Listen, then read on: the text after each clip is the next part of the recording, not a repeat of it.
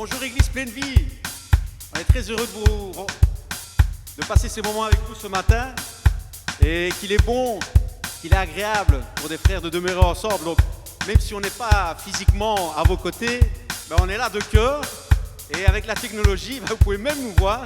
On est très heureux d'être avec vous pour glorifier le Seigneur, pour le chanter et on veut rentrer dans sa présence avec des louanges et des danses. Donc je vous invite à vous lever et on va glorifier notre Seigneur. Amen.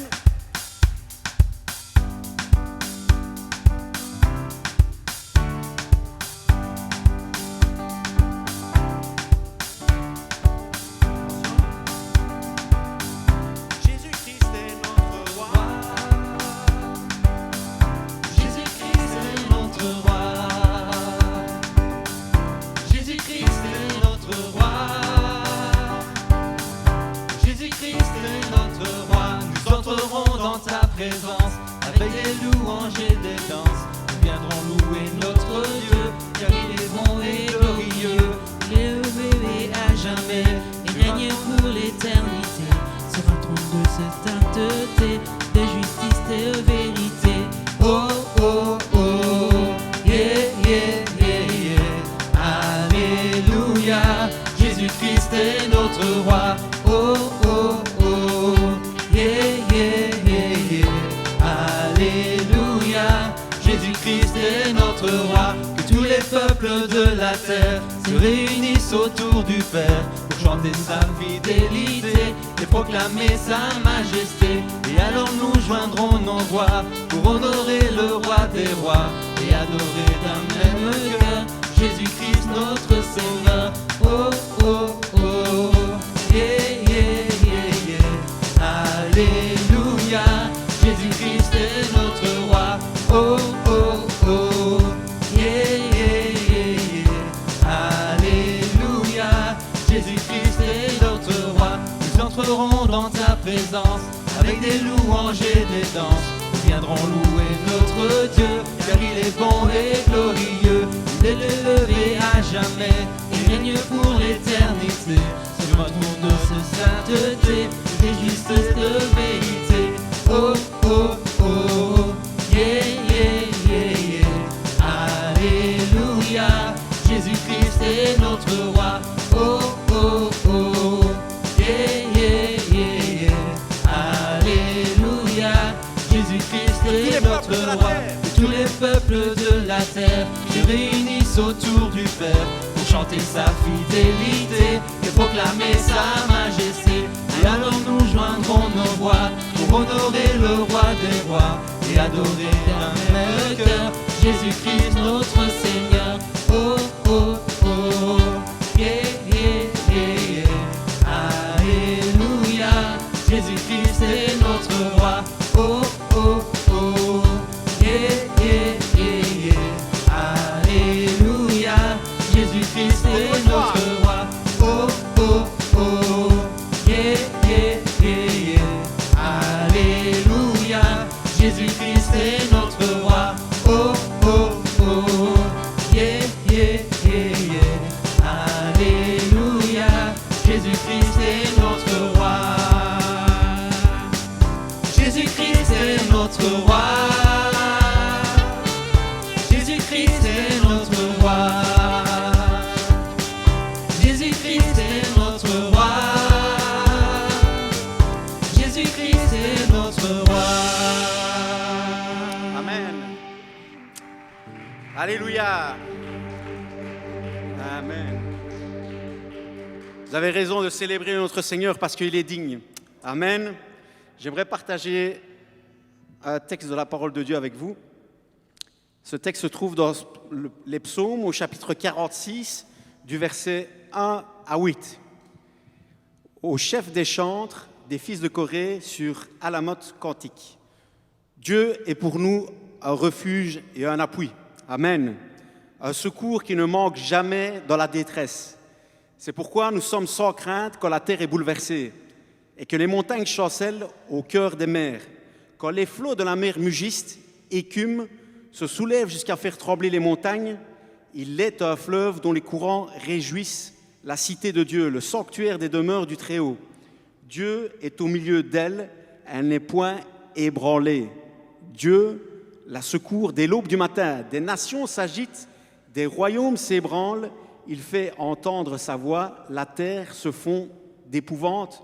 Mais l'Éternel des armées est avec nous. Le Dieu de Jacob est pour nous une haute retraite. Amen. Le Seigneur est avec nous, un secours. Il est un secours qui ne manque jamais. Il est toujours là à nos côtés. Il ne manque jamais à l'appel. Parfois, nous pouvons manquer à l'appel. Parfois, nous pouvons nous détourner. Mais lui, il est toujours là. Il est toujours présent et il ne nous laisse jamais tomber. C'est ce roc, cet appui fidèle qui est à nos côtés. Quelle assurance d'avoir un Dieu tel que lui à nos côtés pour affronter les épreuves du quotidien. Et je vous invite à ce qu'on puisse élever, glorifier notre Dieu et le remercier. Merci Seigneur, parce que c'est vrai, tu es ce Dieu fidèle qui ne manque jamais à l'appel. Tu es toujours à nos côtés chaque jour de nos vies, Seigneur. Merci Seigneur, parce que tu prends soin de nous, Seigneur. Tu veilles sur nos vies, Seigneur. Et nous sommes rassurés d'avoir un Dieu tel que toi qui guide nos pas. Merci, mon Dieu, pour tout ce que tu fais, pour tout ce que tu es surtout, Seigneur, parce que tu es un Dieu d'amour qui prend soin de ses enfants dans les moindres détails de leur vie, Seigneur. Et vraiment, pour cela, nous te sommes reconnaissants et nous voulons t'apporter, Seigneur, ce culte comme un sacrifice d'adoration, un sacrifice de louange, un sacrifice de reconnaissance, parce que tu en es digne. À toi la gloire. Amen. Dieu est avec nous. Amen.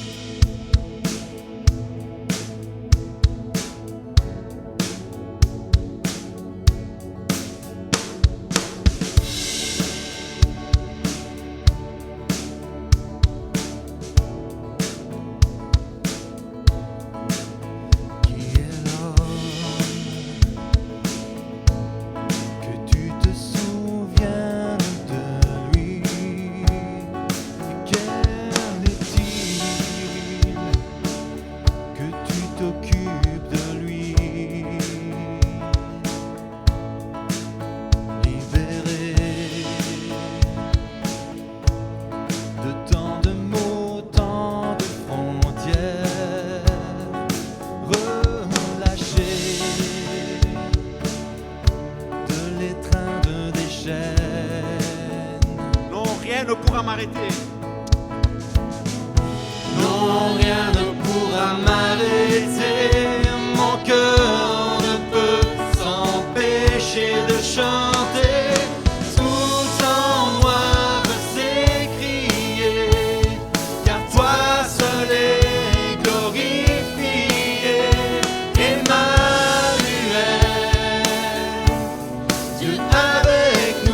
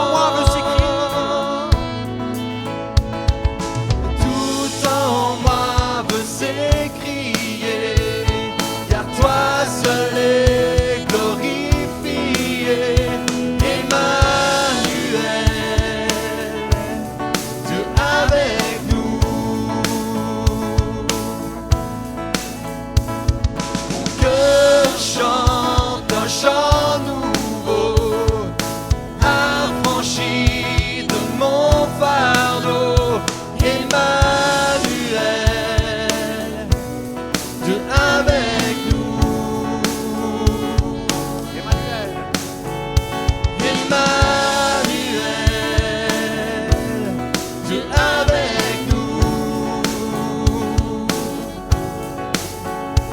Emmanuel, Dieu avec nous.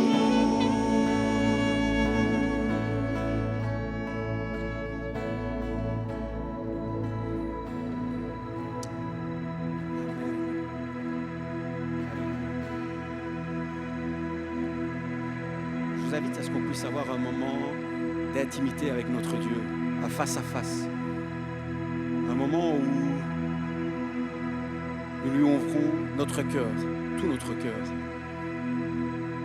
et un moment où nous lui manifestons tout notre amour. Amen.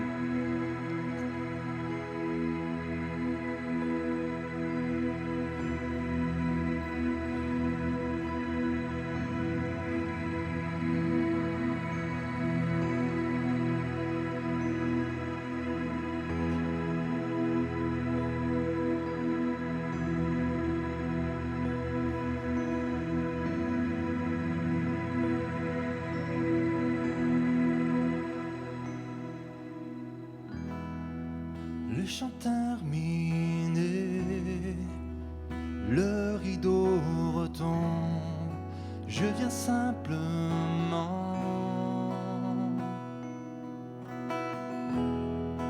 porter mon offrande, car j'ai le désir de réjouir ton cœur. J'apporte plus qu'un beau chant, chanter ne suffit pas pour répondre à ton appel. Les apparences sont trompeuses, tu vois bien au-delà. Oh Dieu, tu sondes mon cœur. Je reviens au cœur de la louange, tout est centré sur toi, centré sur toi, Jésus. Oui, je renonce à tous mes faux semblants, tout est centré sur toi, centré sur toi, Jésus.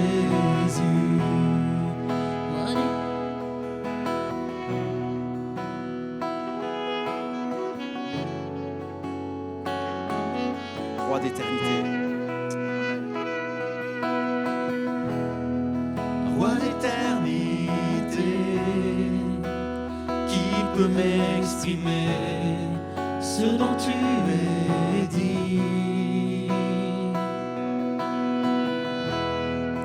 Bien que faible et pauvre, je te donne tout, prends toute ma vie. Prends nos vies ce matin, Seigneur.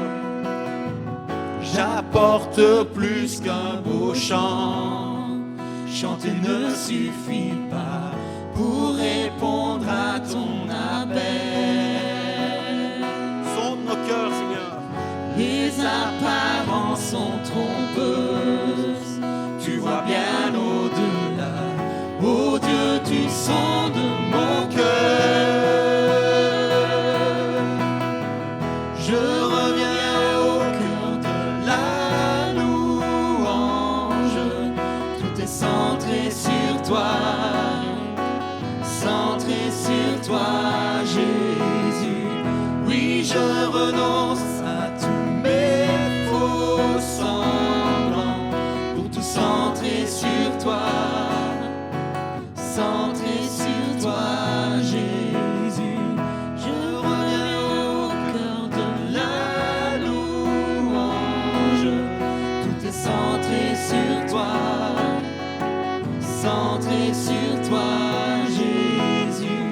Oui, je renonce à tous mes faux semblants, tout centré sur toi, centré sur toi, Jésus. Viens sonder nos cœurs ce matin, Seigneur. Révèle, Seigneur. Révèle-toi dans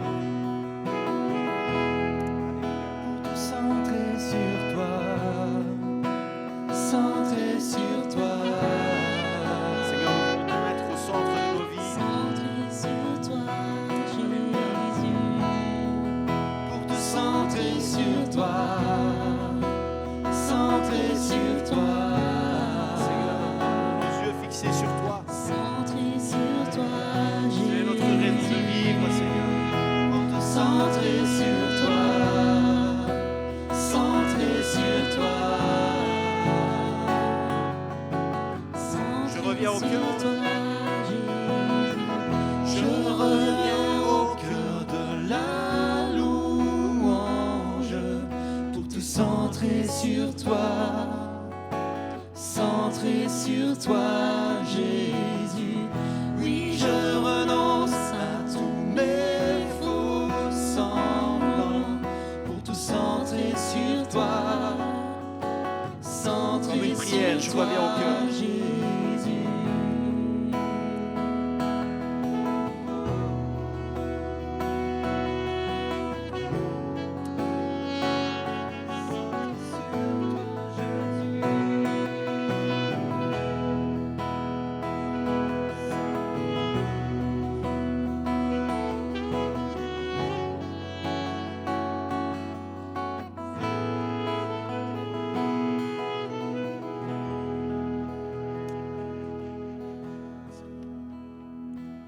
Tu sois le centre de nos vies, Seigneur.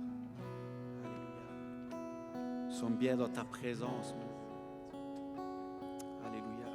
Oh Seigneur, nous sommes éblouis devant toi, Seigneur. Éblouis devant ta gloire. Éblouis devant ta grâce, Seigneur. Alléluia. Merci, Seigneur. Alléluia.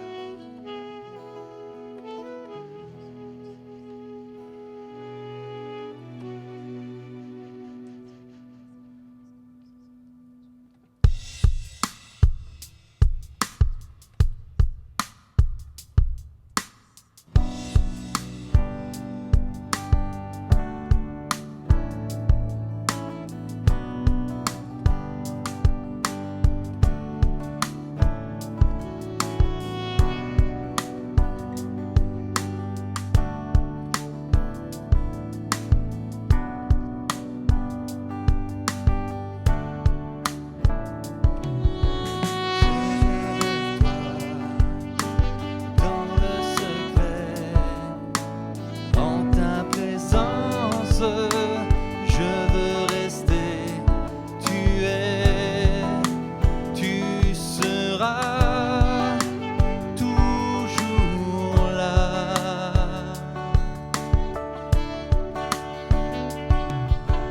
Tout contre toi, près de son cœur, je veux entendre ta voix, Seigneur. Tu es, tu seras toujours là. Ébloui devant toi, éternel.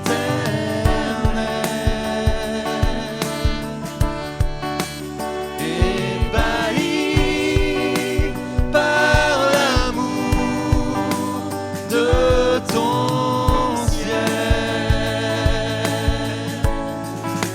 je suis là à tes pieds, je viens t'adorer, je désire habiter près de toi.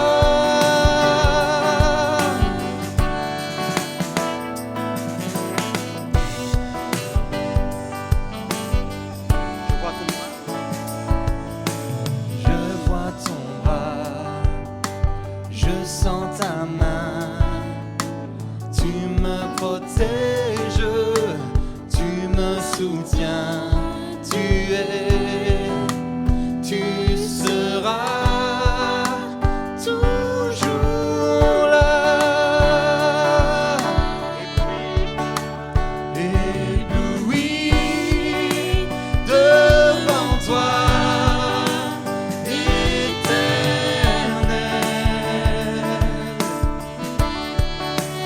Ébahi par l'amour de ton ciel, je suis là à tes pieds, je viens t'adorer, je désire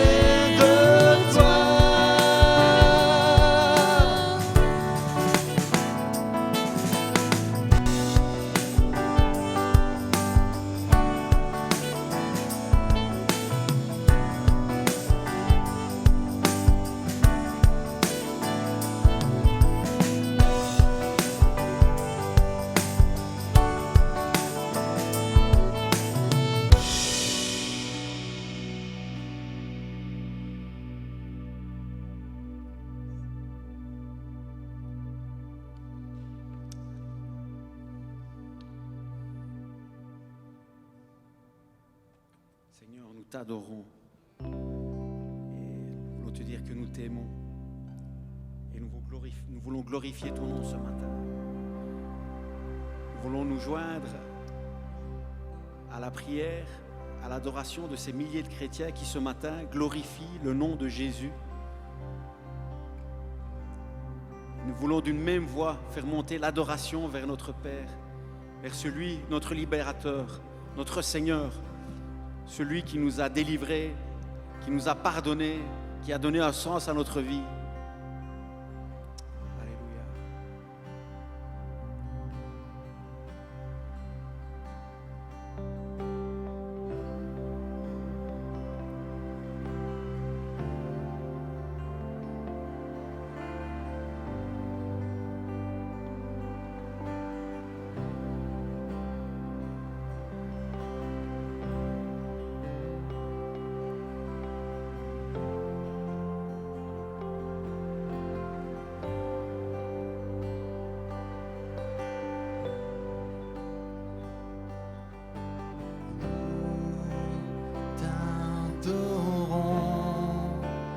Nous t'aimons, tendre Père, glorifie ton nom sur la terre,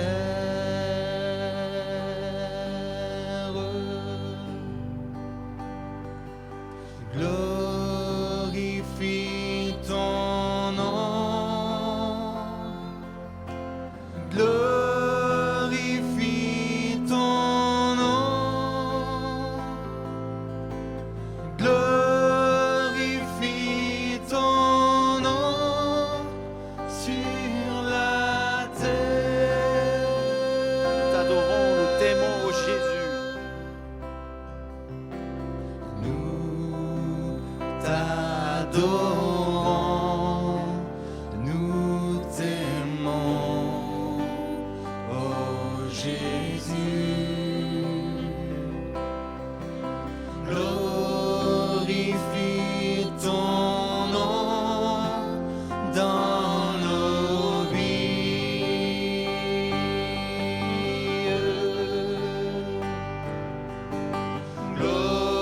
Glorifie ton nom, glorifie ton nom, glorifie ton nom dans nos vies.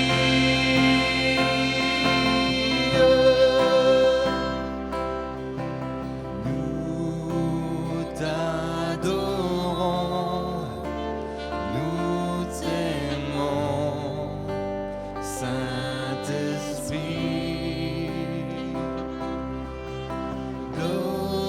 Glorifie Jésus dans l'Église.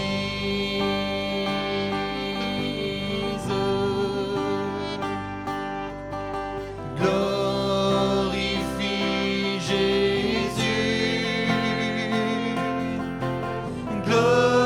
glorifie Jésus,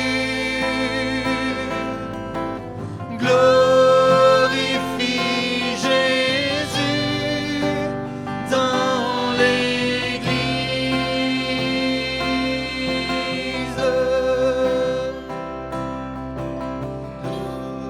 Glorifie ton nom, glorifie ton nom, glorifie ton nom dans nos vies.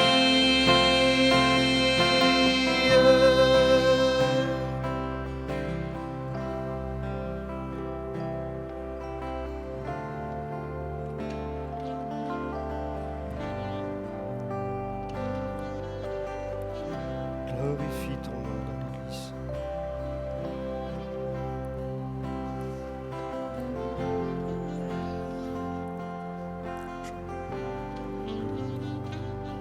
Glorifie ton nom.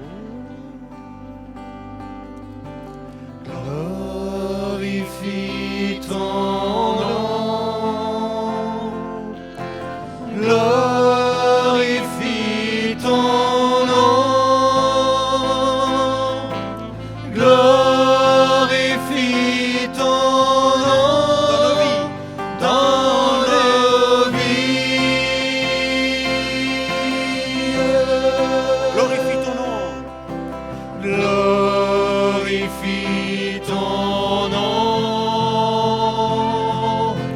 Glorifie ton nom. Glorifie ton nom dans nos vies.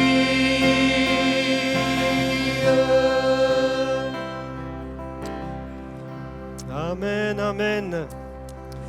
Ensemble, bien-aimés, nous voulons glorifier le nom de Jésus-Christ, notre Seigneur, le Père, le Fils et l'Esprit Saint. On va rechanter cela. Et que ce soit ici dans l'église ou que ce soit là derrière votre écran, eh bien, je vous encourage, je vous invite à glorifier le Seigneur. Nous pouvons élever des mains pures. C'est ainsi que le Seigneur aussi nous invite à le louer. Nous le faisons de la manière que nous voulons, nous pouvons nous lever si nous le désirons. Mais l'important, c'est que dans notre cœur, il y ait cette soif, ce désir, cette envie de glorifier le Seigneur. Oh, c'est la joie qu'avait David lorsqu'il allait dans la maison de Dieu.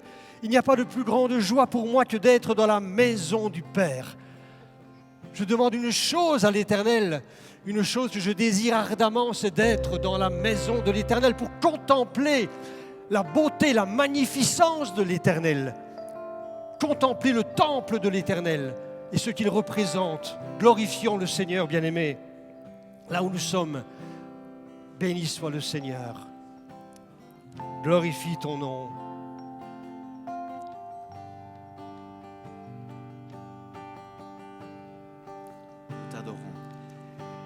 Nous t'adorons,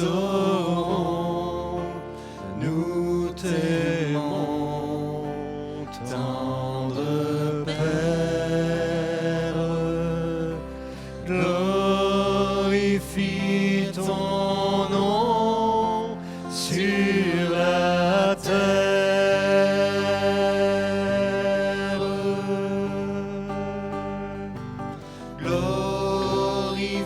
Glorifie ton nom. Glorifiez le Seigneur, bien-aimé. Glorifie ton nom.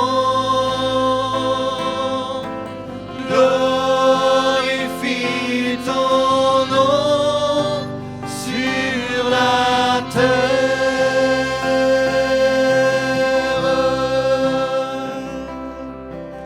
Nous t'adorons, nous t'aimons, ô Jésus. Glorifie ton nom dans nos vies. Ensemble. Glorifie ton nom. Glorifie ton nom. Glorifie ton nom dans nos vies.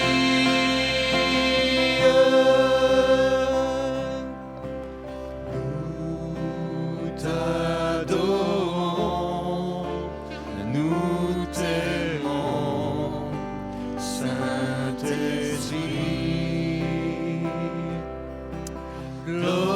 Glorifie Jésus dans l'Église. Oh, glorifie Jésus. Glorifie Jésus. Glorifie Jésus. Glorifie Jésus dans l'Église. Glorifie Jésus dans l'Église. Glorifie Jésus. Glorifie Jésus. Glorifie Jésus dans l'Église. glorifions le Seigneur. Nous élevons nos voix vers lui. Seigneur, sois béni. Sois béni, Seigneur. Reçois toute la reconnaissance d'un peuple qui t'est fidèle, un peuple qui cherche ta face, un peuple qui implore le nom de celui qui sauve, Yeshua. Tu es Jésus, celui qui sauve aujourd'hui encore. Et merci Seigneur parce que dans cette salle, là derrière l'écran, tu sauves encore, tu guéris encore, tu transformes encore, tu régénères encore. Seigneur, tu es le même hier, aujourd'hui, éternellement. Tu n'as pas changé. Et c'est toi Seigneur que nous glorifions. Alléluia, que ton nom soit béni, que ton nom soit élevé, élevé Seigneur bien haut, que ton nom soit glorifié et reconnu. Parce que tu es la fierté, Seigneur, de ton Église. Nous sommes fiers d'appartenir à Jésus-Christ, fiers de celui qui a été crucifié, méprisé des hommes, mais aimé par les siens. Nous aimons le Christ, nous aimons celui qui s'est offert gratuitement et qui nous a donné le salut en son nom. Que son nom soit béni, soit loué, soit adoré. Oh, glorifie ton nom, Seigneur, dans l'Église. Saint-Esprit, glorifie Jésus dans l'Église. Chantons-le une dernière fois. Glorifie Jésus dans l'Église. Amen. Glorifie ton nom, Seigneur.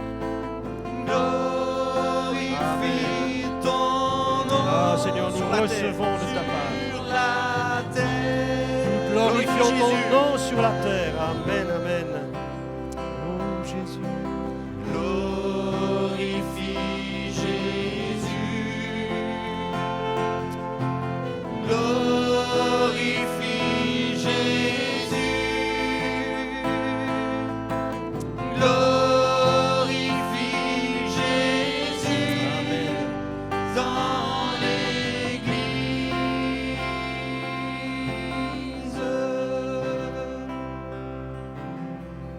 Amen. Merci Seigneur encore. Seigneur, nous recevons ta grâce. Il est bon, Seigneur, de louer ton nom, n'est-ce pas? Amen. Vous êtes d'accord avec moi? Il est bon de louer l'Éternel.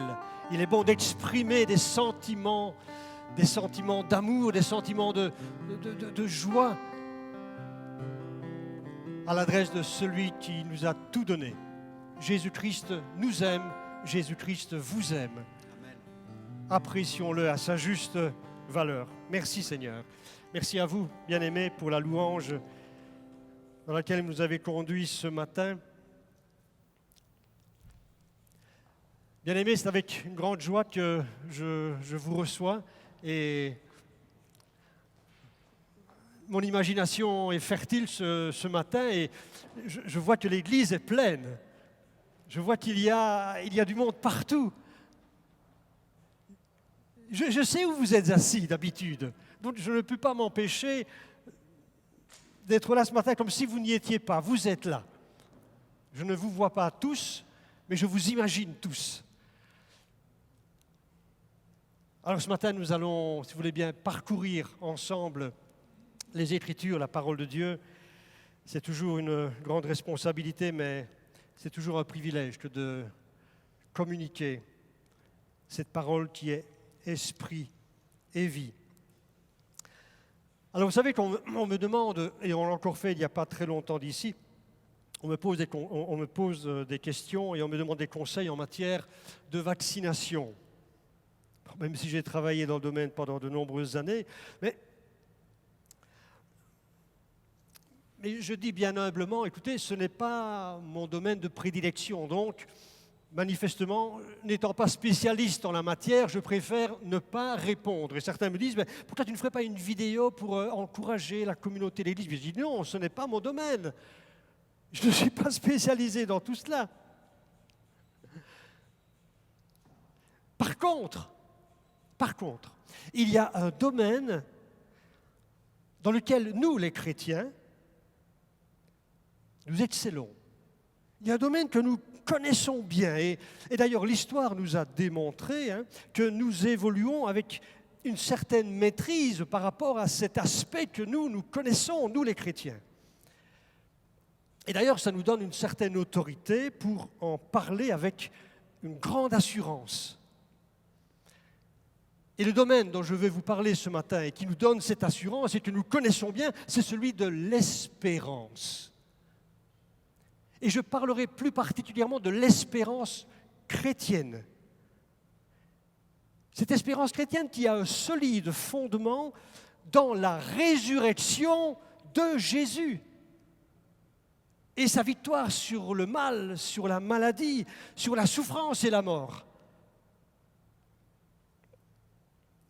Alors bien sûr, à la lumière des événements actuels que nous traversons et de toute la tragédie humaine, bien sûr, qui accompagne ces événements, eh bien, c'est un thème qui est tout à fait adapté. Et bien aimé, loin de moi l'idée de rajouter une couche de pessimisme à l'air ambiant. Il y en a déjà pas mal ainsi. Mais c'est une question, n'est-ce pas, que l'on ne peut pas éluder à l'heure où nous sommes frappés par justement la maladie et que nous sommes frappés aussi par la mort. Je vous vois, vous avez des masques.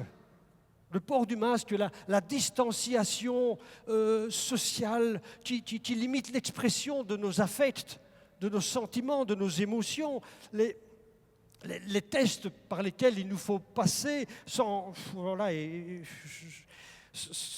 parler de toutes les statistiques journalières, tous ces chiffres froids qui témoignent de la morbidité ou de la mortalité. Pensez déjà plus de 22 000, près de 23 000, toute la population de Flémal, à la limite, est décédée de ce Covid. Et tout cela nous rappelle, n'est-ce pas, la fragilité humaine. Tout cela nous rappelle combien nos limites terrestres sont bel et bien présentes. Nous ne sommes pas maîtres de nos vies. Et nous devons humblement le reconnaître. Et ces événements sont là d'ailleurs pour nous le prouver. Et comme une sorte de sangsue, eh bien la mort s'attache à nous et nous rappelle, bien aimé, qu'un jour nous y serons tous confrontés. S'il y a bien une chose dont on est certain, c'est que nous connaîtrons tous un jour la mort, à moins bien sûr que le Seigneur ne revienne avant. Mais nous allons rester positifs ce matin. On ne va pas rajouter une couche de pessimisme, nous restons positifs et parlons plutôt d'espoir. Parce que l'espoir, c'est le propre de l'homme. L'espoir est une nécessité psychologique qui est indispensable pour un équilibre intérieur. Alors on va parler d'espoir et surtout les vaccins, entre autres. Parce que quand on parle aujourd'hui d'espoir, on parle de la vaccination, qui est l'espoir par excellence. C'est ce que nous entendons d'ailleurs dans tous les médias, tout ce qui circule dans nos conversations privées particulières. Je téléphone à beaucoup pour prendre de leurs nouvelles et inévitablement, on finit toujours par parler du vaccin. C'est un espoir, c'est vrai, mais bon, la conversation finit par ces termes. L'avenir ne nous appartient pas et on ne sait pas tout, hein. Même avec le vaccin, ça reste encore assez incertain. Et qui sait ce que nous réserve encore ce satané virus? Vous êtes avec moi là? Vous voyez de quoi je parle? Je ne parle pas dans le vide, je pense. Mais alors, qu'en est-il pour nous les chrétiens par rapport à tout cela? Est-ce que nous sommes tout autant rivés sur les statistiques d'efficacité des vaccins qui sont la source d'espoir, ou bien y a-t-il autre chose que nous pourrions proposer? Eh bien aimé, en matière d'espérance, permettez-moi de vous dire que les chrétiens ont des choses importantes à dire. Et il est important que tous entendent ce que nous avons à dire par rapport à l'espérance, parce que nous sommes des spécialistes dans l'espérance.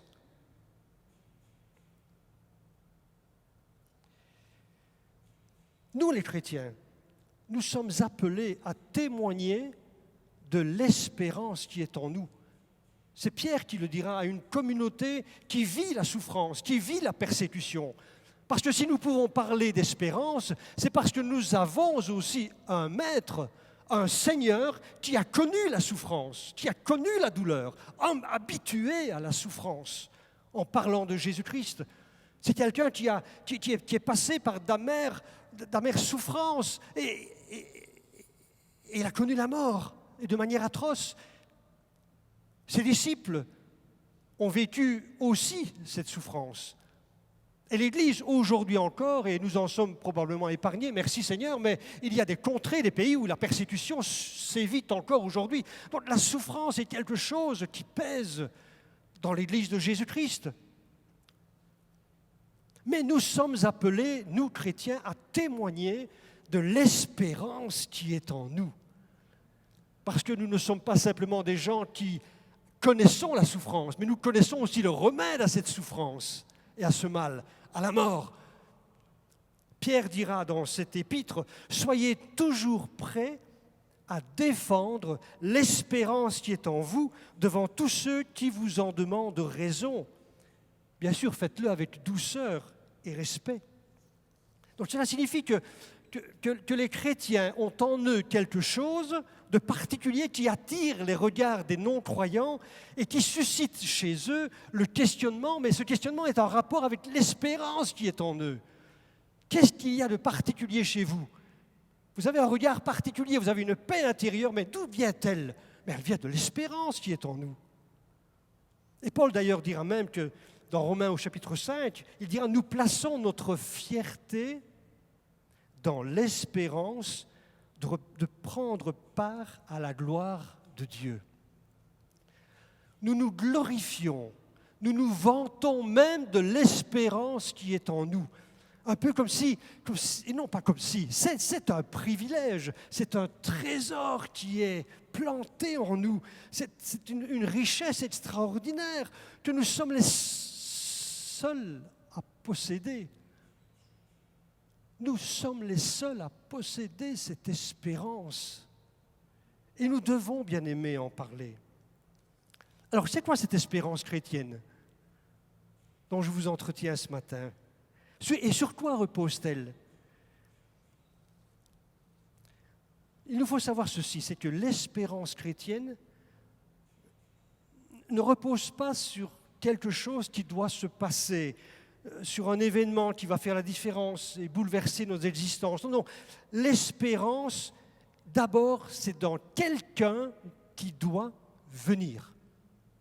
L'espérance chrétienne, c'est l'attente de quelqu'un qui doit venir. Alors l'espérance peut prévoir bien des choses, bien sûr, mais son intérêt premier réside dans la présence et dans la venue du Seigneur Jésus-Christ. Il est l'espérance de l'Église. Il est l'espérance de ce monde aussi. L'apôtre Paul dira de la part de Paul, apôtre de Jésus-Christ, par ordre de Dieu, notre Sauveur, et de Jésus-Christ, notre espérance. Nous n'attendons pas quelque chose, nous attendons quelqu'un.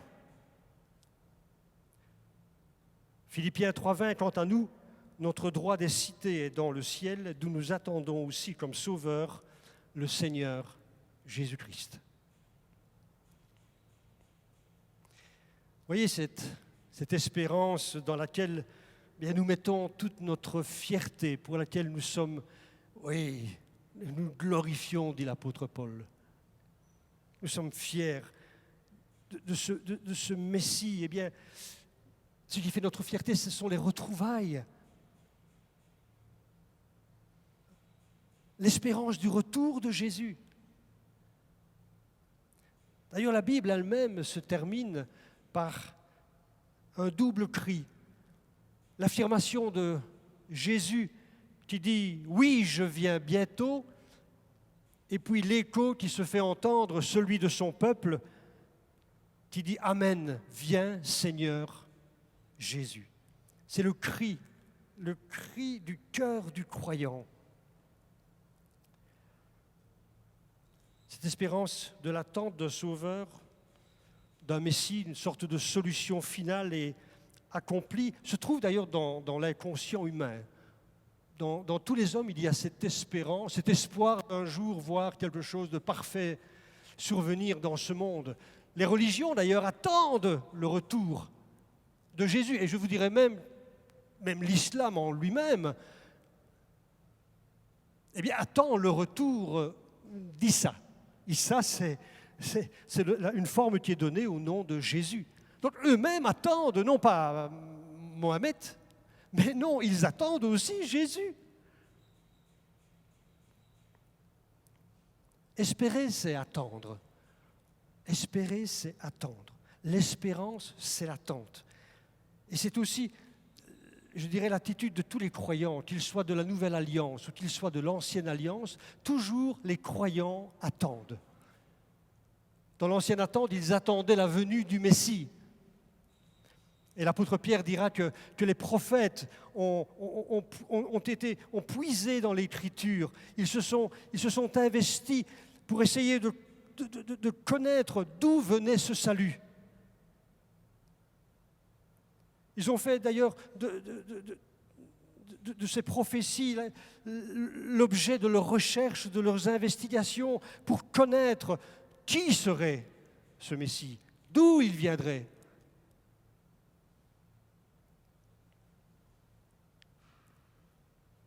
Ils ont attendu, il est venu. Nous l'attendons, il viendra de la même manière. Alors bien sûr que l'espérance, elle est dans le retour de Jésus, mais aussi de tout ce qui va accompagner.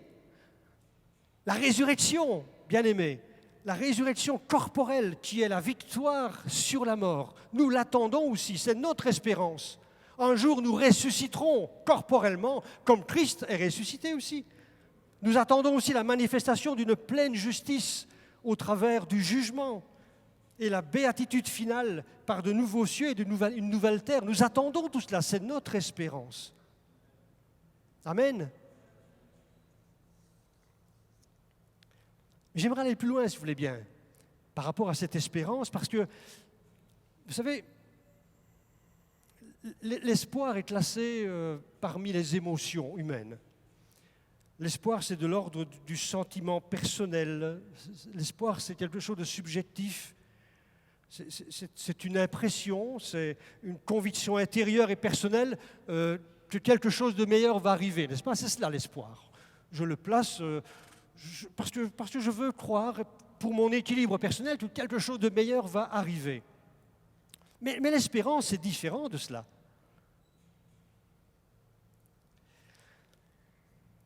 On associe souvent l'espérance à la foi. Et d'ailleurs, il y a les trois vertus, on appelle les vertus théologales, que l'apôtre Paul va signaler, qui sont les trois vertus essentielles des chrétiens, la foi, l'espérance et l'amour. Et l'apôtre Paul dira que la plus grande de ces choses, c'est l'amour. On en parlera tout à l'heure, si vous voulez bien. Mais très souvent, espérance et foi sont associées parce qu'il y a des points communs entre la foi et l'espérance. Nous avons une belle définition de la foi dans la parole de Dieu. Il nous est dit que la foi est une ferme assurance des choses qu'on espère, une démonstration de celles qu'on ne voit pas. Et j'aimerais m'arrêter un instant, si vous voulez bien, pour que nous puissions bien comprendre ce qu'est la foi chrétienne.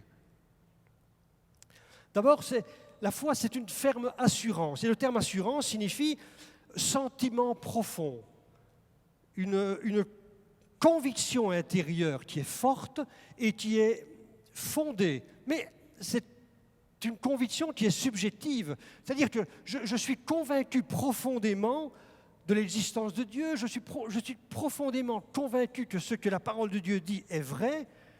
Donc c'est quelque chose qui est ancré en moi. Mais la définition dit aussi que la foi, c'est une démonstration. Et ce terme démonstration a la même racine que le terme preuve. Autrement dit, lorsque je dis que la foi est une démonstration, cela veut dire que non seulement c'est une assurance, une conviction intérieure, mais je repose cette conviction sur quelque chose qui est solide, sur des preuves, sur des arguments. C'est cela que signifie la foi chrétienne.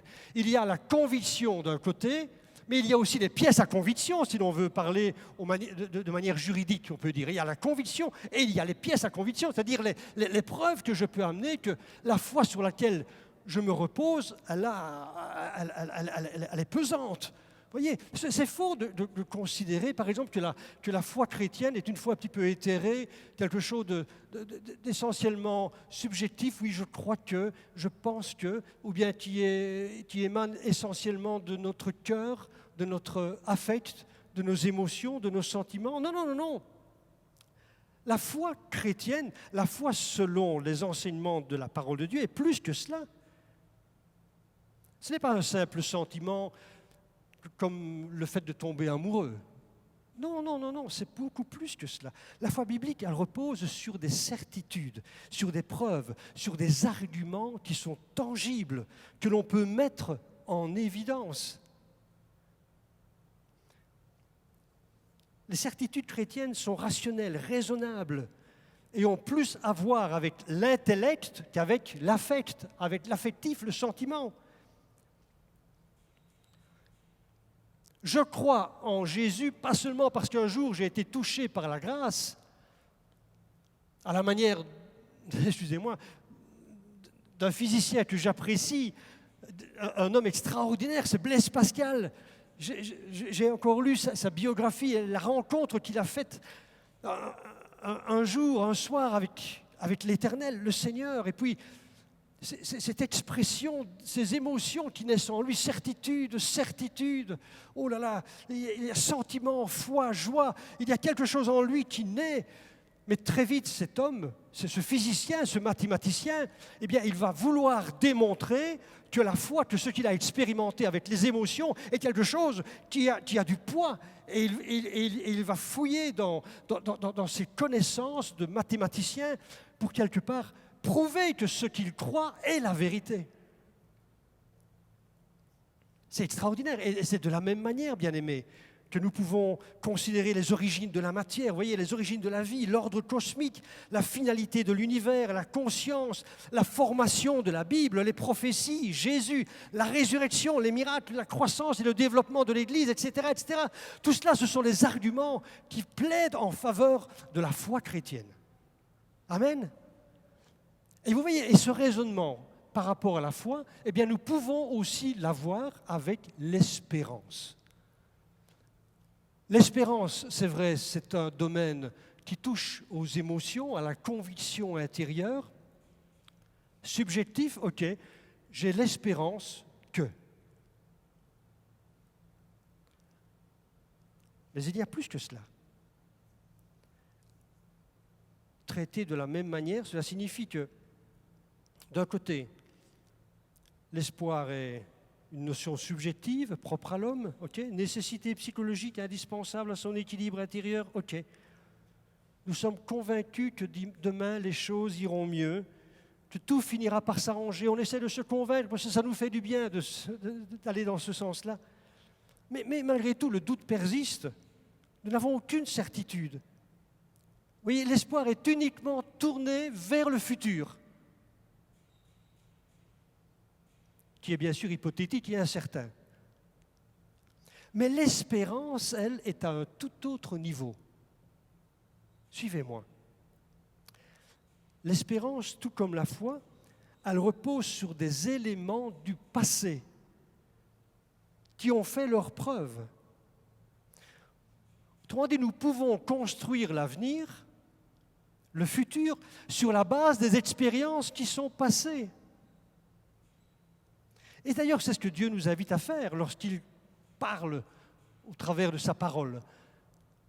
Lorsque souvent il rappelle à son peuple, « Souvenez-vous d'où je vous ai tiré ». Souvenez-vous, dimanche passé, notre frère Antoine nous parlait dans Exode 14 de ce magnifique miracle de la mer Rouge.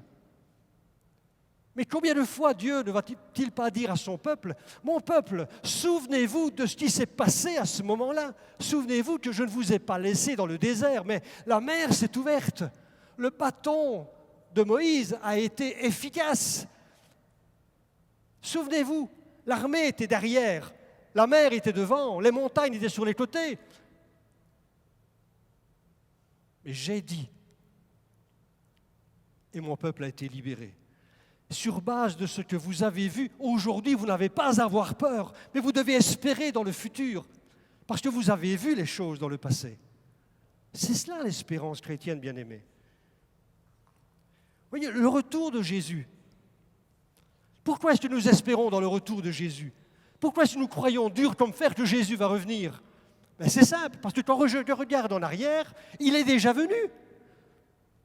Parce qu'il a dit, la parole a dit dans l'Ancienne Alliance que le Messie viendrait. C'était une promesse qui était faite. Et les gens ont attendu, les prophètes ont entendu, ils l'ont signalé, mais ils n'ont pas vu. Jusqu'à ce qu'à un moment donné, Jésus-Christ vienne sur la terre. Puisqu'il est venu une fois, mon espérance, qui est une certitude, c'est que demain, il revient. Et de la même manière, n'est-ce pas? La maladie, la mort. Mais bien aimé, Jésus-Christ est ressuscité. Autrement dit, il a vaincu le mal, il a vaincu la souffrance, il a vaincu la mort. Amen. Donc s'il l'a vaincu, moi aussi, qui suis en lui, je vaincrai le mal, la maladie, la souffrance et la mort. Je passerai au travers de cela. Et de la même manière, toutes les promesses qu'il me fait pour une vie qui est future et qui sera une vie de plénitude, il n'y aura plus de pleurs, il n'y aura plus de larmes. C'est une vie qu'il me promet. Mais s'il me l'a promis, c'est parce qu'il l'a dit, et tout ce qu'il a dit, c'est réalisé. Donc je ne peux pas douter un instant. Et je regarde en arrière à ce que Jésus a dit, et tout s'est accompli. Donc aujourd'hui, je peux croire, sur base du passé, que demain sera meilleur. Jésus revient demain. Nous avons vaincu la mort et la maladie par Jésus-Christ, et demain il nous réserve une vie dans l'au-delà qui sera tout à fait différente, avec un corps qui sera incorruptible. Je ne peux pas vous expliquer tout, mais c'est pour moi une grande joie. Et j'ai tellement envie de vous en parler davantage, parce que c'est cela notre espérance chrétienne, bien-aimés. C'est de croire dans ces choses. Et si vous le désirez, on peut aller plus loin dans l'enseignement de ces choses qui concernent la résurrection, dans ces choses qui concernent le retour de Jésus, dans ces choses qui concernent les signes avant-coureurs du retour de Jésus, dans ces choses qui concernent le sort d'Israël. Vous voyez, ce sont tous des thèmes qui ont trait on appelle ça l'eschatologie, c'est-à-dire ce sont toutes les choses futures qui vont se passer, mais c'est notre espérance. Il y a des fondements bibliques de tout cela. Et il est bon que nous connaissions, que nous sachions quelle est cette espérance à laquelle nous sommes attachés en tant que chrétiens. Alors je vous lance le défi, et peut-être dans les semaines qui viennent, aurons-nous l'occasion de nous rencontrer sur Zoom, sur l'écran, et puis de dialoguer, et puis de s'enseigner les uns les autres sur ces thèmes. Qui sait ce que demain nous réserve. 2 Corinthiens 3,12, c'est parce que, et l'apôtre Paul, il rejoint ce que je dis, ou plutôt je rejoins ce que lui dit, c'est parce que nous avons une telle espérance que nous sommes pleins d'assurance. Et ce terme assurance, c'est, nous avons une telle espérance que pour nous, c'est la liberté d'en parler. C'est cela le terme assurance. Un discours sans réserve. J'en parle avec une confiance libre, intrépide, avec un courage joyeux, avec de l'hardiesse. C'est cela que le terme assurance signifie. J'en parle librement parce que c'est plus qu'une conviction, c'est plus qu'un espoir, c'est une certitude. Et je termine, si vous voulez bien, par ce dernier point, parce que cette espérance que je viens de vous décrire, elle est là et elle m'aide à passer à l'action. La Bible nous dit ceci, c'est que l'espérance, elle est comme une ancre, vous voyez, une ancre de bateau, une ancre qui est en quelque sorte jetée et fixée dans la présence de Dieu, dans le ciel. C'est ce que nous lisons dans Hébreux au chapitre 6, de verset 19. Alors essayons d'imaginer cela. Il dit, cette espérance est pour nous l'encre solide et ferme de nos vies.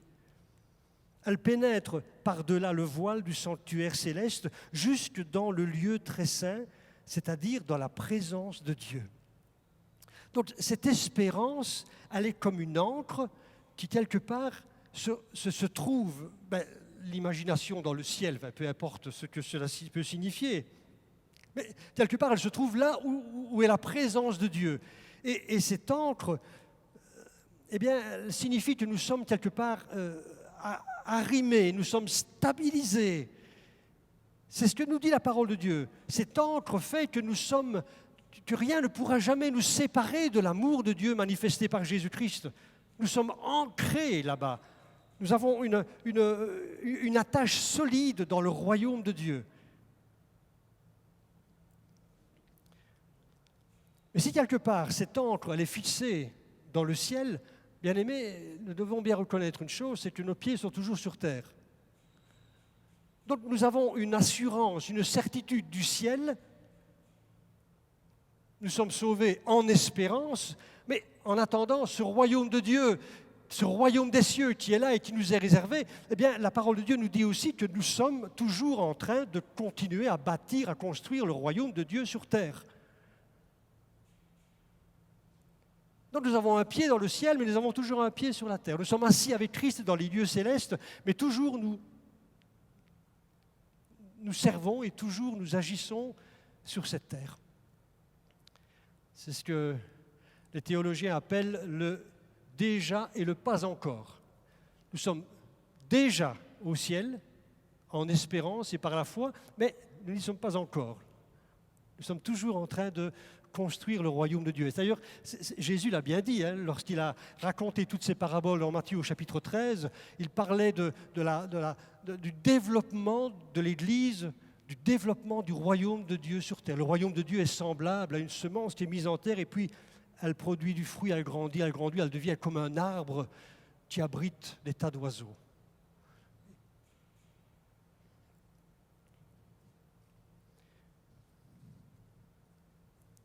C'est en espérance que nous avons été sauvés. Espérance future, mais nous continuons à servir Dieu sur cette terre. Et bien aimés, c'est là où cette espérance pour nous est extrêmement utile. Oui, ce n'est pas seulement le regard qui est fixé sur le ciel, mais c'est un moyen puissant pour accomplir l'œuvre de Dieu. Et d'ailleurs, c'est ainsi que les auteurs bibliques ont parlé de l'espérance comme une sorte de catalyseur de vie, une centrale à énergie en quelque sorte, qui a en elle la puissance pour agir et servir. Donc nous servons Dieu parce que nous avons l'espérance en nous. Nous ne servons pas parce que nous avons une épée de Damoclès qui quelque part nous signale que si nous ne faisons pas les œuvres de Dieu, nous serons jugés. Non, c'est pas cela. Ce qui nous pousse à servir Dieu sur la terre et à accélérer son retour, c'est l'espérance qui est en nous. Amen. Vous êtes là, les bien-aimés. Oui, l'enthousiasme, c'est-à-dire le mot enthousiasme signifie Dieu en moi, est créé par l'espérance. La joie du salut, l'acceptation de la souffrance, jusqu'à la persécution et la mort, sont mus en quelque sorte par l'espérance. Si des gens aujourd'hui encore sont prêts à donner leur vie, à être persécutés jusqu'à la mort, je suis persuadé qu'il y a en eux quelque chose qui les pousse. Et cette chose, c'est l'espérance.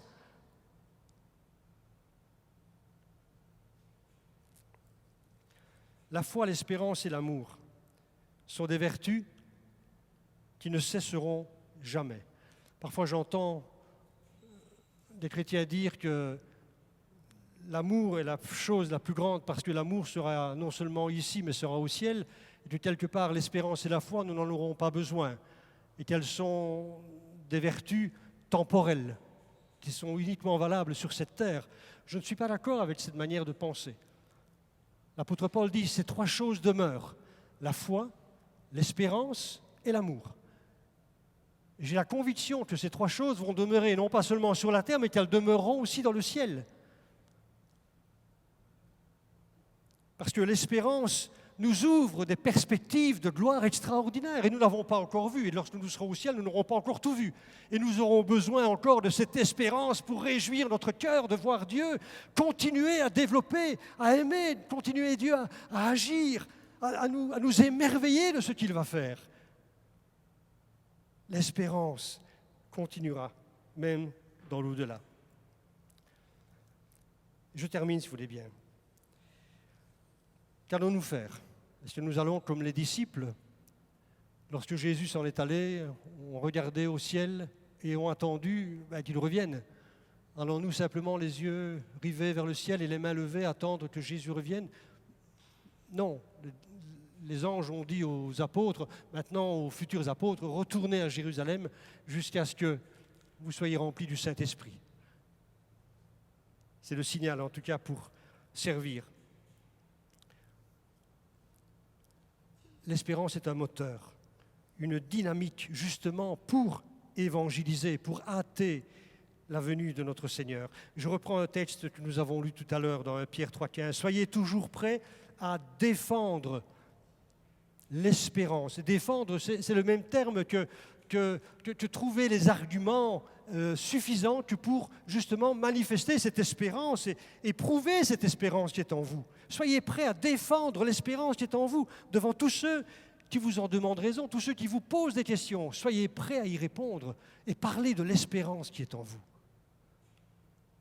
C'est aussi l'espérance, un stimulant à nous sanctifier.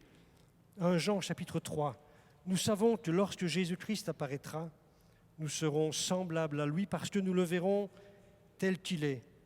Toute personne qui possède cette espérance en lui se purifie comme lui-même est pur.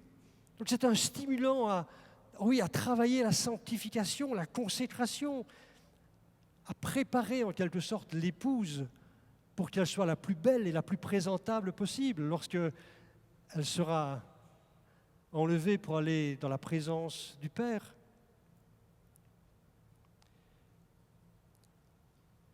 Mais l'espérance, c'est aussi quelque part un moteur d'amour qui doit nous pousser à agir.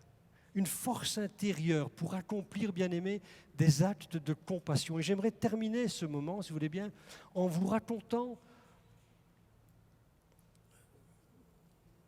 c'est une merveilleuse histoire parce qu'elle est réelle et elle date de très longtemps. J'ai lu un article il n'y a pas longtemps de l'histoire du christianisme des premiers siècles. C'est un sociologue, Rodney Stark, qui a publié cet article. Et il disait que dans la période romaine, il y a eu plusieurs épidémies dévastatrices.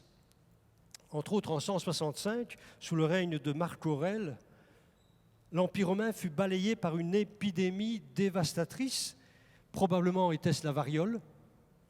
1/3 de la population est décédée. 1/3 de la population de l'époque. Et quelques années plus tard, on parle de 251, une autre grande épidémie est survenue. Et là, il nous a dit que de tous les côtés, les gens mouraient. Les malades étaient chassés. Tous ceux qui étaient à demi-mort étaient jetés hors de la ville, en quelque sorte. Et ils mettaient au rebut tous les cadavres sans aucune sépulture. Alors les gens, bien sûr, s'interrogeaient. Ils interrogeaient les dieux de l'époque, mais il n'y avait pas de réponse. Mais les chrétiens, eux, avaient un autre regard sur la mort. Et ça, lié bien sûr à l'espérance qui était en eux. Et ça les amenait à soigner les mourants. Les païens, eux, ne croyaient qu'en une vie sombre après la mort, au-delà de la tombe.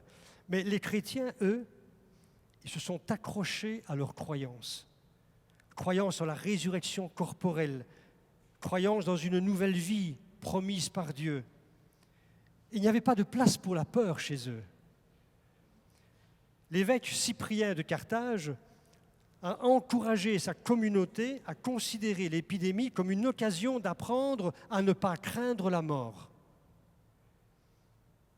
Ainsi, libérés de la peur de la mort et croyant fermement dans la vie éternelle, eh bien, les chrétiens ont fourni des soins de base aux malades et aux mourants plutôt que de les abandonner. Ils ont ainsi sauvé d'innombrables vies. Rodney Stark a soutenu d'ailleurs que le taux de survie des chrétiens était beaucoup plus élevé que celui de la population en général, parce que les chrétiens prenaient soin les uns des autres. Le simple fait de fournir de la nourriture et de l'eau à ceux qui étaient trop faibles pour surmonter la maladie aurait considérablement augmenté le taux de survie. Intéressant, n'est-ce pas, dans ces temps actuels, hein? Rodney Stark soutient que cette compassion sacrificielle fut un facteur majeur de la croissance de l'Église. Après chaque vague de maladies contagieuses, le pourcentage de chrétiens avait augmenté, d'abord parce que le nombre de morts parmi eux était plus bas, et aussi parce que les païens interpellés par cette action étaient devenus chrétiens. Au IVe siècle, le père de l'Église, Basile de Cappadoce, a créé une institution d'hospitalité visant à prendre en charge les sans-abri, les malades et ceux qui étaient mourants. Ces institutions sont devenues plus tard les hôpitaux que nous connaissons aujourd'hui. Ça me parle, ça.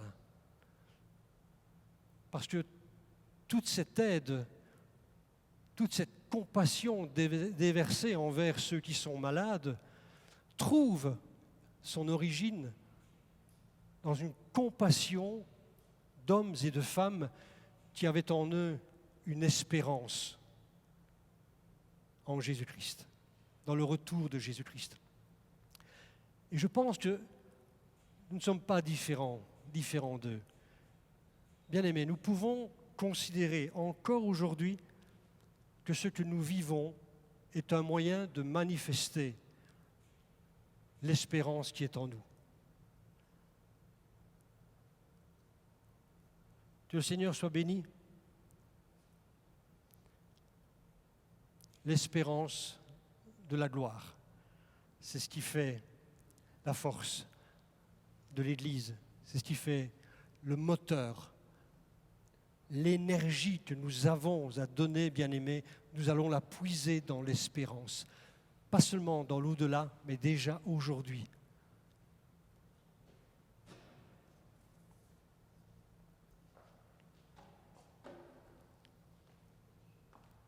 Bien-aimés, puissions-nous, à partir de ce matin, renouveler le service, si vous voulez bien, en l'adaptant à la situation actuelle.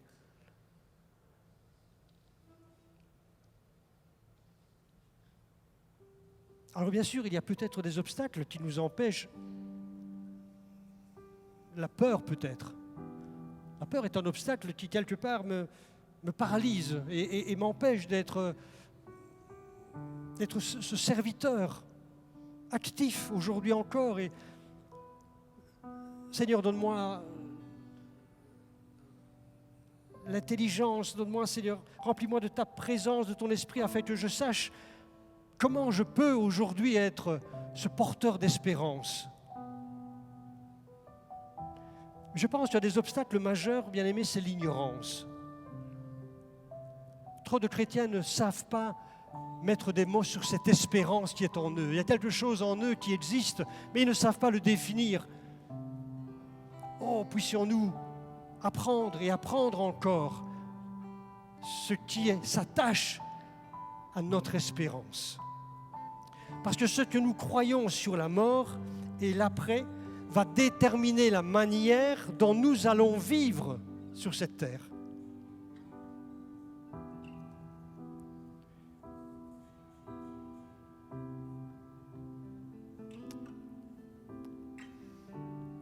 On va célébrer le Seigneur ensemble, si vous voulez bien, à travers de ce chant. C'est un chant qui nous propulse déjà dans le futur. C'est déjà un chant que nous pouvons interpréter aujourd'hui parce qu'il est une réalité. Jésus, nous te couronnons. Mais un jour, bien-aimés, un jour, nous le savons, tout genou pliera devant le Seigneur. Dans le ciel, sous la terre, sur la terre, toute langue confessera que Jésus-Christ est Seigneur. C'est notre assurance. Ce n'est pas simplement une proclamation de foi, mais c'est une certitude. Un jour, Jésus-Christ sera couronné de gloire et nous le verrons tel qu'il est. Peut-être les mains et les pieds percés, mais il y aura une couronne de gloire sur la tête. Et là, nous pourrons nous réjouir dans sa présence. Bien-aimés, faites-vous du bien en pensant à l'au-delà. Parce que nous pouvons y penser. Faites-vous du bien en pensant qu'un jour, même si la mort vous ravit, vous aurez une vie meilleure après cette mort. Consolez-vous parce que même si vous êtes malade aujourd'hui, si vous n'êtes pas en bonne santé, vous savez qu'un jour, votre corps sera incorruptible. Ce sont des moyens de nous propulser vers l'avant et qui nous invitent à le servir encore aujourd'hui, à témoigner encore et encore de l'amour de notre Seigneur Jésus. Jésus, nous te couronnons, chantons-le ensemble.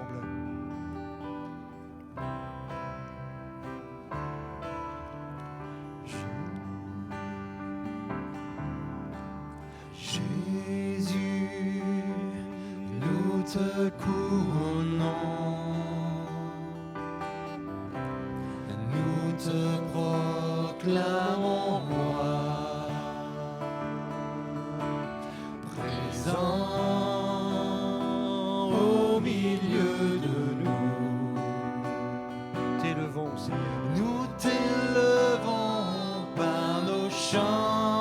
Amen. Nous t'adorons, nous t'exaltons.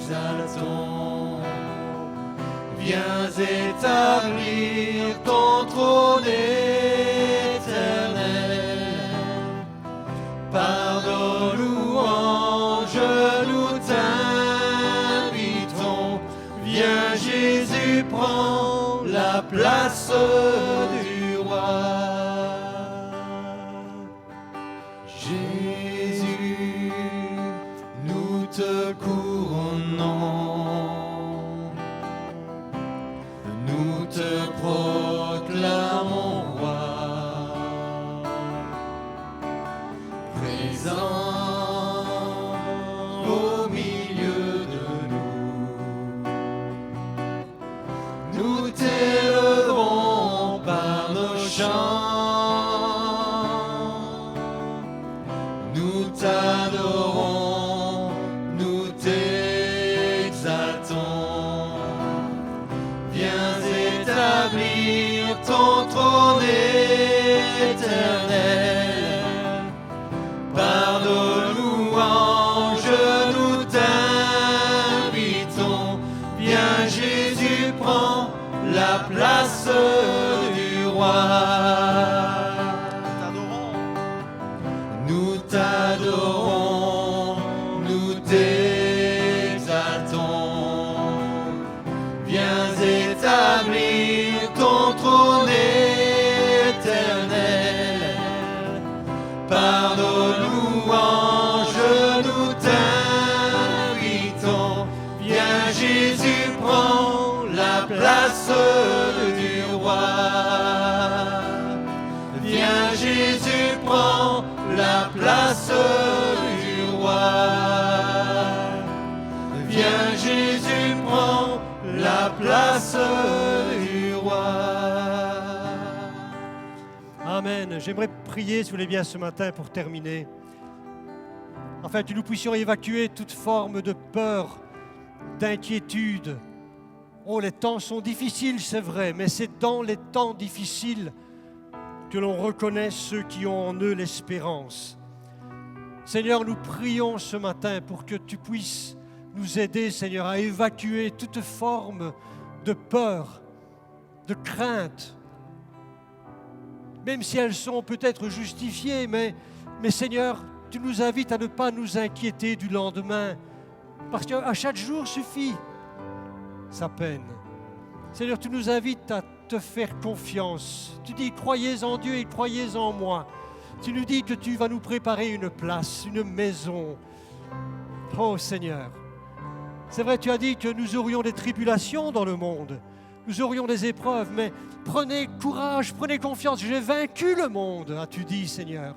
C'est pour cela que, Seigneur, nous bannissons ce matin toute forme de peur. Et je prie, Seigneur, que s'il y a des craintes dans les cœurs de mes frères, de mes sœurs, des inquiétudes, parfois qui ne sont pas fondées, des sentiments, des émotions un peu bizarres, Seigneur, je prie que tu remplaces cela par une conviction. Je prie que tu remplaces cela, Seigneur, par une force intérieure, une énergie qui s'appelle l'espérance. Seigneur, j'invite, Seigneur, ces frères et sœurs à tourner les regards vers le ciel, où une encre a été fixée. Nous sommes arrimés, nous sommes, Seigneur, attachés aux choses d'en haut.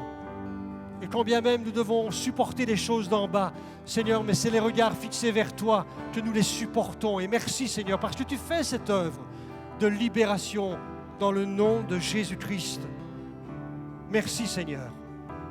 Seigneur, nous bénissons tous ceux qui aujourd'hui servent, travaillent, Seigneur, dans tous les secteurs hospitaliers et autres, tous ceux qui s'occupent, Seigneur, de la santé. Je prie que tu bénisses ces personnes et que ta grâce les accompagne. Seigneur, que ta force soit décuplée en eux. Merci, Seigneur, pour toute cette compassion qui se répand dans ce monde.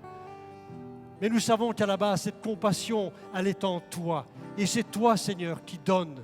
C'est toi qui partages cet amour compassionnel. Et je te suis reconnaissant pour cela et te bénis. Mon Dieu, mon Père, mon Seigneur. Amen. Merci, Seigneur Jésus. Que le nom du Seigneur soit béni. Et nous terminerons, si vous voulez bien, ce culte en rechantant une dernière fois ce beau cantique de célébration. Mais avant cela, j'aimerais, c'est vrai, vous inviter à continuer à donner dans l'œuvre, donner pour l'œuvre. Voilà, le compte s'inscrit sur votre écran. Continuez à être généreux, de bons donateurs, parce que cet argent va servir justement à manifester cette compassion dans le monde. Je vous invite à continuer à marcher aussi pour l'Éternel, marcher pour cette cité, parce que vous aimez les Tritz, alors vous allez marcher pour cette cité encore. Nous avons dépassé déjà les 100 jours, fidèlement nous continuons.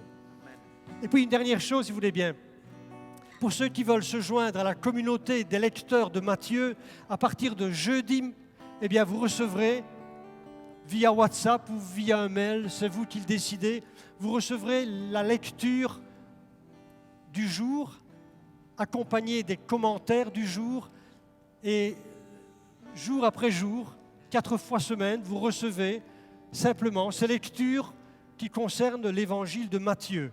Voilà. Alors si vous voulez participer à cette lecture, eh bien vous devez me prévenir pour que je puisse vous l'envoyer. Je ne vais pas l'envoyer à tout le monde, je ne vais pas embêter ceux qui n'ont pas envie de recevoir trop de mails et trop de messages, mais si vous avez à cœur de recevoir ces lectures, eh bien vous m'en faites part et je vous les envoie.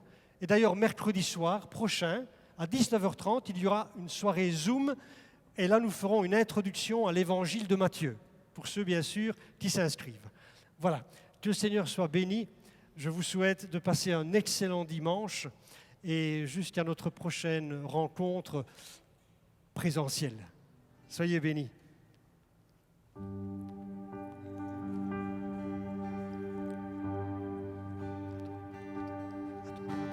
Jésus, nous te couronnons. Nous te proclamons roi, présent au milieu de nous. Nous t'élevons par nos chants, nous t'adorons, nous t'exaltons. Viens établir ton trône éternel. Par nos louanges, nous t'invitons. Viens Jésus, prends la place du roi.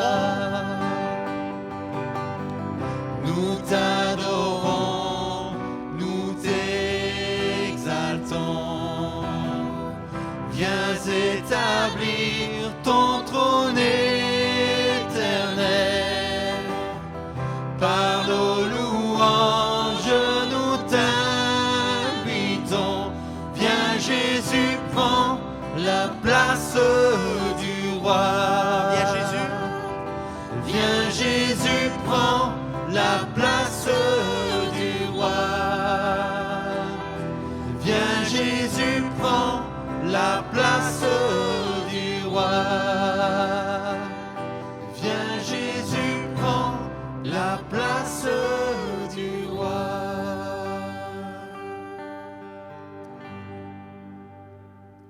Amen. Bon dimanche à tous, que Dieu vous bénisse.